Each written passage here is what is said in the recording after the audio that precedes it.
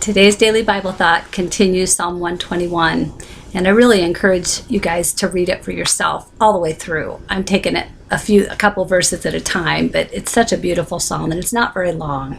So today's is verses 5 and 6 from Psalm 121. The Lord himself watches over you. The Lord stands beside you as your protective shade. The sun will not harm you by day, nor the moon by night.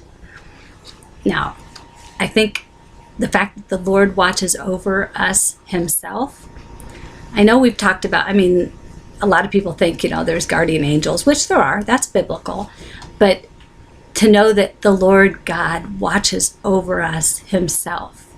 He doesn't just, set things on its way and then expect it to just go without him having to do anything.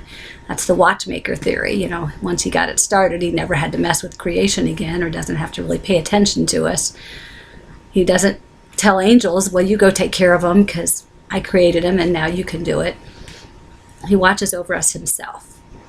He cares about us, and he is our protective shade. And I don't know about you, but I had heat exhaustion one year, not heat stroke, but heat exhaustion, and it wasn't a pleasant thing. I got really sick and it was not good. If I'd been in the shade, I would have been probably okay, but I was out in direct sun too much and it was too hot. Protective shade is important.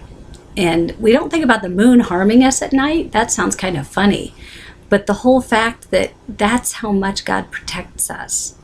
Now, we think about, it says he's our protective. The sun will not harm you by day, nor the moon by night.